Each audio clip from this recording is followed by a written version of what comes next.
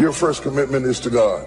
The God who gave you life, who blew breath into you. Mama bought you shoes, daddy got you a bicycle. God gave you life.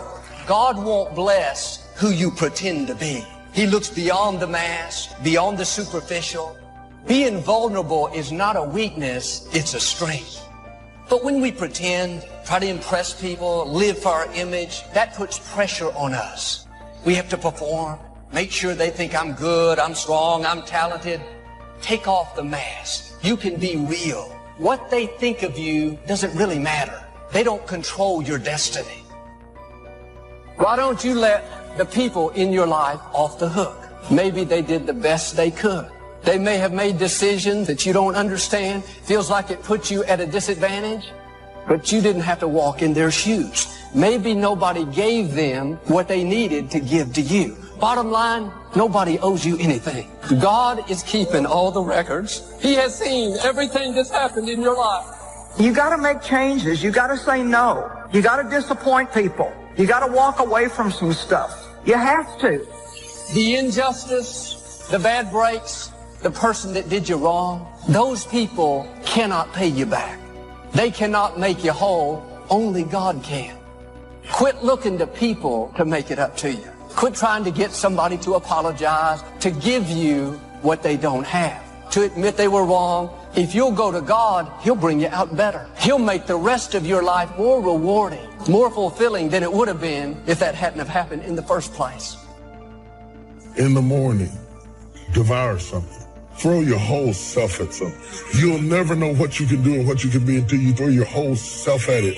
Devour it. Attack it like you're going to kill it. Devour the prey. And in the evening, you divide the spoils.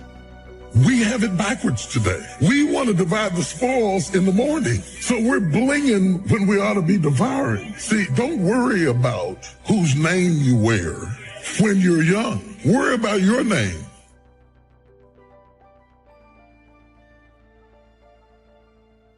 You have to have a made-up mind that you are in it for the long haul. It may be difficult. You have a good reason to walk away. Don't take the easy way out. Stay committed to your dreams. Don't give up on the promises God put in your heart. Stay committed to your job. Be a loyal person. Somebody they can count on day in and day out. You're not always going to feel like it. There will be good days and tough days. That's when you have to dig your heels in and say, I'm going to do the right thing when it's hard. I'm committed to this job. I'm going to be my best even though my supervisor isn't treating me right. I'm committed to my dreams. I'm not going to give up because I don't see anything happening. I'm going to keep believing, expecting, thanking God. I know it's on the way. God rewards consistent, faithful, committed people. There are two powers in life that every one of us have to deal with every day. The two powers in life that you can never control or stop. The two most difficult components in life to manage is time and change. The key to your future is the successful management of time and change. You can't stop time, you can't stop change. So all you can do with them is manage them. And you become what you are based on how you manage both of them. I want to simplify life for you. You are simply a product of how you use your time and how you manage the changes you've been through so far. And what you become in 10 years from now will be a result of how you manage time and the changes. What did I do with the year that just passed? How much of it did I waste watching television? Being with people who had no interest in success? Being involved in habits that didn't improve my life? What did I spend that year on? Time and change are the raw materials of life. These are two things you can't stop, and they keep moving. They keep happening, and they build your life. Time and change are building blocks. In other words, time and change are the only commodities in life that every human have in common. All of us are given 24 hours every day, and all of us are subject to change. So no one is better or less when it comes to time and change. Time also gives you this opportunity for you to make plans, to plan your life. And the secret to life is effective management, time and chance. You cannot control time nor change, but you can plan the way you use them. Successful people are simply people who effectively planned how they use time. Someone said, if you aim at nothing, you will never miss. Planning creates bullseyes. It creates destinies. It creates targets. Without a plan, you are just shooting in the wind. Don't allow another year be a year of just shooting in the wind. I mean, really, how many years ago did you come up with what you could and couldn't do in your life? How many years ago? Most people, if they really look at how they're living their life today, it's based on a set of standards, a set of beliefs that they made choices about 10, 20, 30 or more years ago. I mean, very often we made decisions in our youth about what to believe, about what we were capable of, about who we are as a person, and that becomes the glass ceiling, if you will, that controls us. I'll give you an example. Look at your physical body. Your physical body today is an absolute reflection of only one thing. Not your goals, not your desires, but your standards. Again, the strongest force in the human personality is this need to stay consistent with how we define ourselves. And that's what's going to make your death so sad, is that you never live first. You never fully engaged. You never fully studied. You never fully invested in anything or anybody. You want to get something that you are not willing to give. You have never been joined. You just wore the dress, got the plaque, they threw the rice, you took the job, but you've never seen what you could be if you threw your whole self at your dream.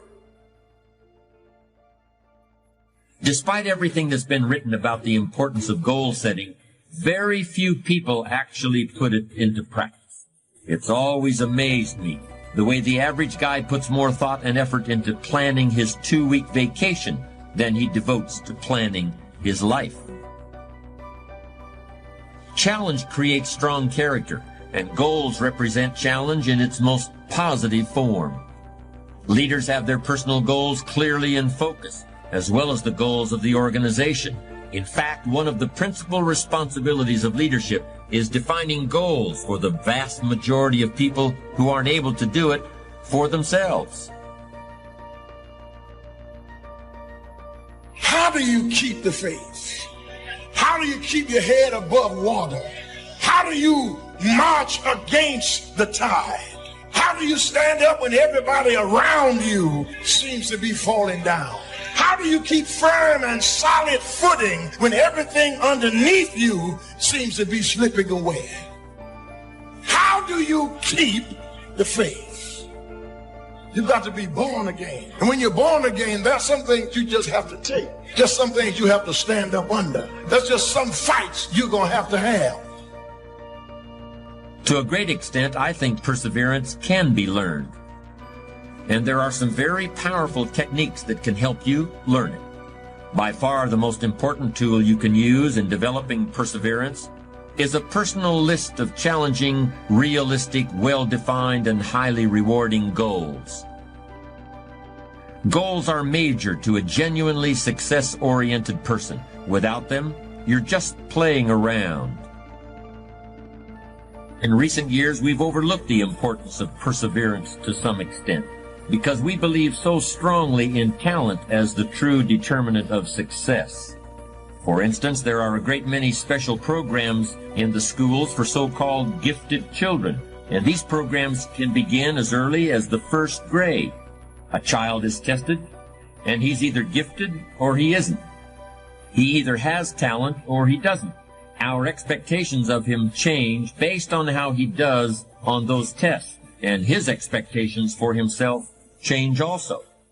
Of course, there are some educational systems that place a little less faith in talent and a little more faith in long, hard work. And since those systems have been the source of some incredible progress in recent years, I think it's important to look closely at perseverance and how you can get some of that stuff, whatever your gifts and talents may be. You don't have to lose your faith just because God didn't say yes to what you requested him to do. You don't have to have a nervous breakdown, a pity party, throw in the towel just because you didn't get the job, didn't get the house, didn't get the healing, didn't get what you wanted from the Lord. You don't always get your goals, but you always get your standards. Everybody in life gets their musts. They don't get their shoulds. Most people have a list of shoulds, don't they? Don't you have a list of the shoulds, things you should do, you should follow through on? I should get into the office earlier. I should be, more confident. Whatever your should list is, when you decide something is a must for you, an absolute must, when you cut off any possible, you say, I'm going to find a way, or I'm going to make a way. Some people get it the first time they hear it. And then some folk got to go home and chew on it and think about it and turn it over in their minds. And sometimes it takes a year, 5 years, 8 years. You can't be impatient with the seed coming up because every seed does not come up at the same time. You have to be patient with the soil. You have to tend it. You have to take care of it. You have to make sure that when the seed is ready to be cast, that the soil is ready to receive it.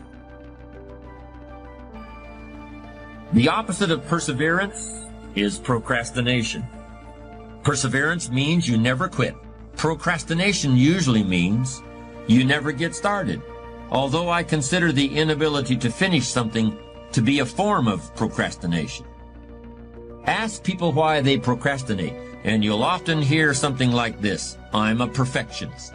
Everything has to be just right before I can get down to work. Not too much noise, no telephone calls interrupting me, no distractions. And of course I have to be feeling well physically too. I can't work when I have a headache. The other end of procrastination, being unable to finish, also has a perfectionist explanation. I'm my own harshest critic. I'm just never satisfied. If all the I's aren't dotted and all the T's aren't crossed, I just can't consider that I'm done. That's just the way I am, and I'll probably never change. A fault is being turned into a virtue. The perfectionist is saying that his standards are just too high for this world. This fault into virtue syndrome is a common defense when people are called upon to discuss their weaknesses. But in the end, it's just a very pious kind of excuse-making. It certainly doesn't have anything to do with what's really behind procrastination. Only quality people. You think about your goals and dreams. This is not for everybody. You want to build an organization with only quality people. Not people who need more, but people who want more. You want to surround yourself with people that are hungry. People that are hungry are willing to do the things today others won't do, in order to have the things tomorrow others won't have. If you do what is easy, always looking for a way to give yourself a pass, to let yourself off the hook, to do what everybody else is doing, a job, the journey of the broke. If you do what is easy, your life will be hard. But there's something in you that says, I can't do this. I can't do this anymore. There is an old person down inside of you that's dependent on you to be smart. It's the person you're going to be 30, 40 years from now. Do not disappoint that person by being foolish through the strongest years of your life. And then when your back is out and your knees are swollen and you can't move around, now you're out there going to get your grind on now? The basis of procrastination could be fear of failure. That's what extreme perfectionism really is once you take a hard look at it. What's the difference whether you're afraid of being less than perfect or afraid of anything else? You're still paralyzed by fear. What's the difference whether you never start or never finish? You're still stuck. You're still going nowhere. You're still overwhelmed by whatever task is before you. You're still allowing yourself to be dominated by a negative vision of the future. in which you see yourself being criticized or laughed at or written out of town on a rail or punished. Of course, this negative vision of the future is really a mechanism that allows you to do nothing. It's a very convenient mental tool. Commitment means standing up for your life. It means honoring yourself. It means beginning to say and to see and recognize your alignment and oneness with the universe, and that you are a channel for life to express through. And we short-circuit it with anger. We short-circuit it with fear. We short-circuit it by being lazy or apathetic or giving up easily. Why? We say, oh, it's too hard, it's too hard. We don't challenge our spirit. Ladies and gentlemen, there's nothing as powerful as the human spirit. You can't destroy it. You can pervert it, but you can't destroy it. So when you begin to say, what is it that I want to leave? What contribution that I want to begin to make? What difference do I want to make in life? What chances I need to take? What fears do I need to step on? What risks do I need to begin to embrace? You can either live your dreams or live your fears. You have got to get to a point where you say, I'm sick and tired of living like this. There's got to be more. That's when people go out and strike out on their dreams. Well, I'm going to tell you how to overcome procrastination. I'm going to show you how to turn procrastination into perseverance. The first principle is break it down.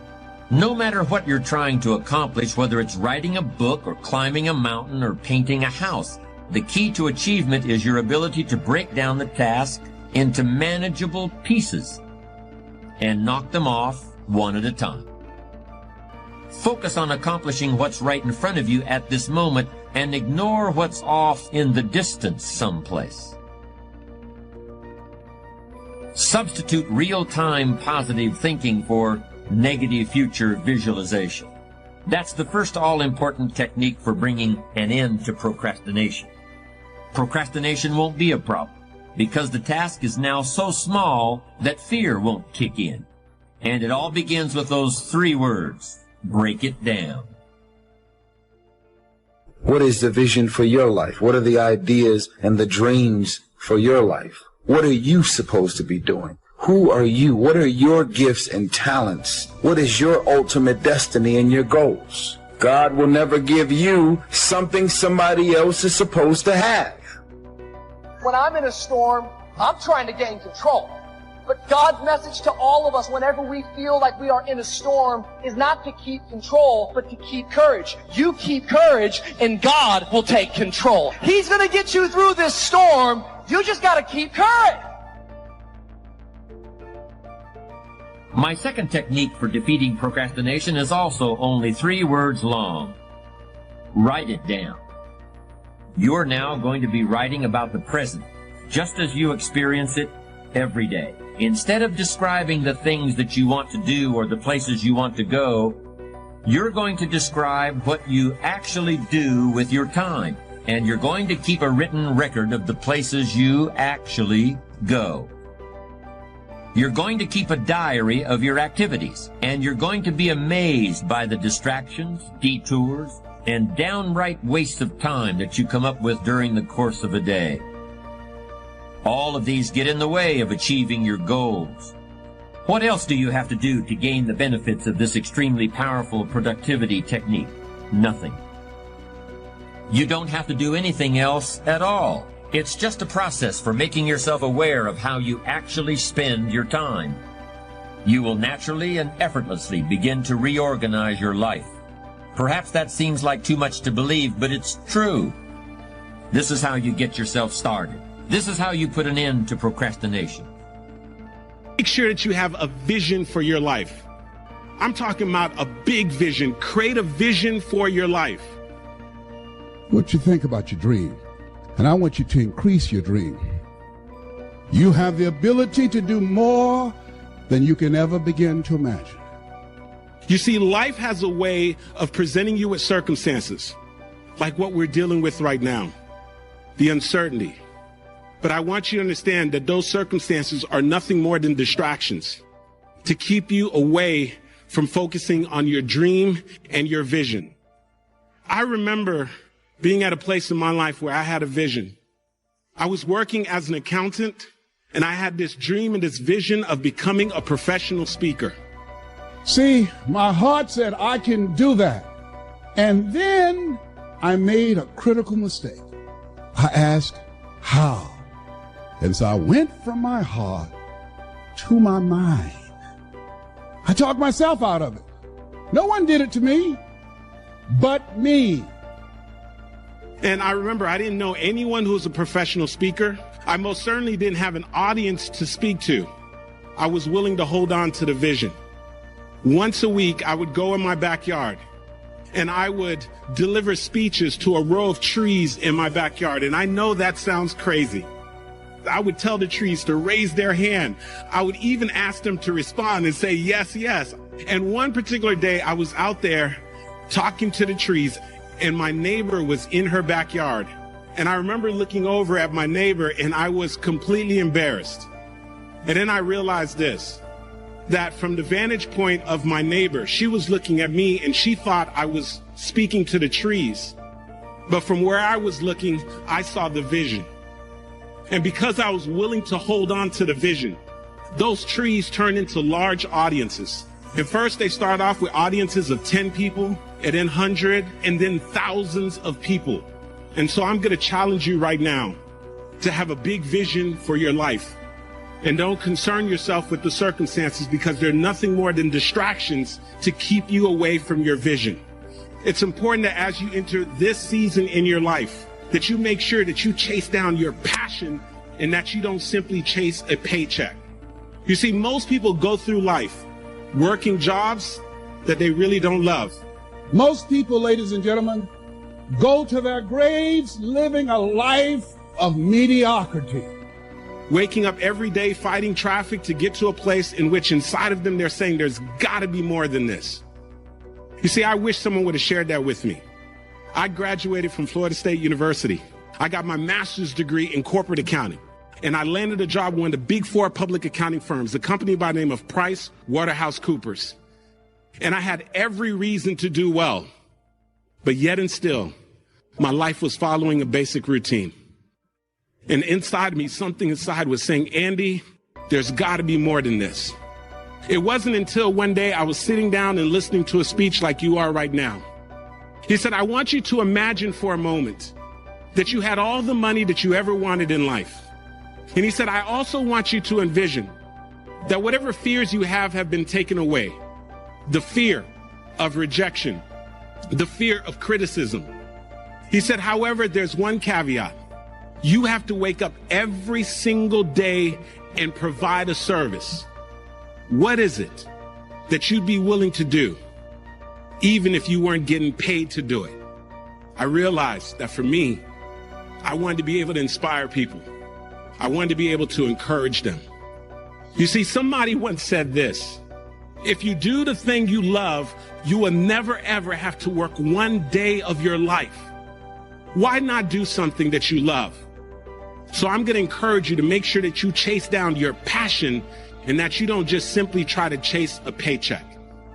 You see, life is going to hit you with some circumstances.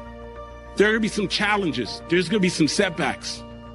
When the odds are against you, you have to want it on a new level.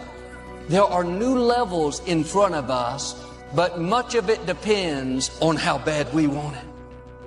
Do you want to get well bad enough to not drink 43 colas a day and sleep 3 hours a night?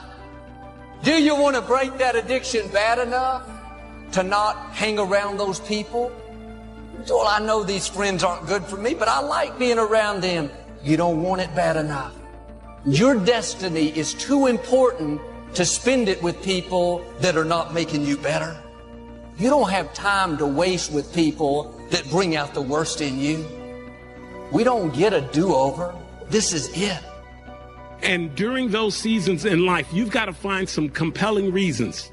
You've got to find something that's going to make it worth it for you to keep pushing forward when things get difficult.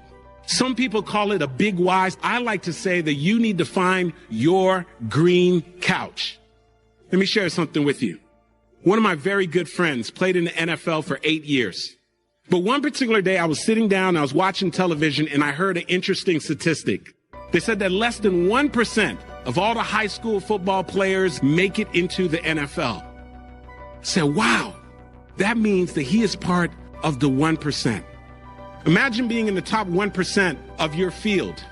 That is extraordinary. And so I just had to ask my friend. And I said, hey man, I got to ask you a question. How did you become part of the 1%? And when he gave me the response, it wasn't what I thought it'd be. He came by my house and he picked me up. We got in the car and he drove me down the street and he said, hey man, you see that building over there? He pointed at one of the doors. He said, you see that door over there? I said, I see it, my man. He said, I used to live in that unit. And he said, Andy, he got real emotional. For 18 years, my mom slept on a green couch in the living room. He said, my mom slept on the couch for so long, my friend. And he said, one particular evening, I got up and I saw my mom. She was sleeping on the couch. The couch was so small that my mom's legs were hanging off on the end of the couch. But I stood over her that day and I said, one day, I'm going to get my mom off the couch. Had no idea how I was going to do it, my man. He said, at that time I was playing football. And so I started to take the game a little differently because I heard some gentlemen who were in my neighborhood had made it out and became professional players and made a lot of money and were able to help their family. He said, during practice, I would outwork everybody. He said, when practice ended, I would stay there an additional 2 hours and continue to work out. He said, that commitment, that drive, that work ethic got me a scholarship to the University of Florida. But when I got there, I was sitting on the bench. And he said that there are times when I was sitting on the bench that I thought about giving up, but I didn't because I wanted to get my mom off the couch. And he said, Andy, I had already made a decision that if I got on that field that I was going to outwork everybody. And that work ethic, that commitment allowed my friend Eric Rett to break most of the records at the University of Florida. And one of the very first things that he did with his signing bonus, he bought his mom a 4,000 square foot home in a big king size bed. He got his mom off the couch. You got to find your green couch in life. You got to find the things that are going to make it worth it for you so that you can keep pushing forward. Now more than ever, the world needs you. We need for you to show up. Don't focus on the circumstances. The second thing is, I want you to chase down your passion, not chase a paycheck. And finally, you better find your green couch. Get out there and make your mark. And now I'd like to leave you with these 4 questions. Here's the first one, why? We all ask why we should work this hard. Why take that many classes? Why read the books? Why put yourself through the push-ups and the disciplines? Good question, why? Best answer to why, I think, is the second question. Why not? Why not see how valuable you can become to the marketplace and to your friends and to your family? Why not see how far you can go, how much you can see, how much you can earn, how much you can share? Why not? And my third question is, why not you? With good self-esteem. Why not you starting to change and setting goals? If I can do it, you can do it. If we can read, you can read. If we can change, you can change. And so I want to say it to you personally. Why not you? You've got your life ahead of you. You've got the future. You can do it. If anybody can do it, you can do it. And now here's my last question. Why not now? What a good time to set your goals, work on yourself, work on your skills, to get it together, to start this process, growing, changing, developing. Why not now?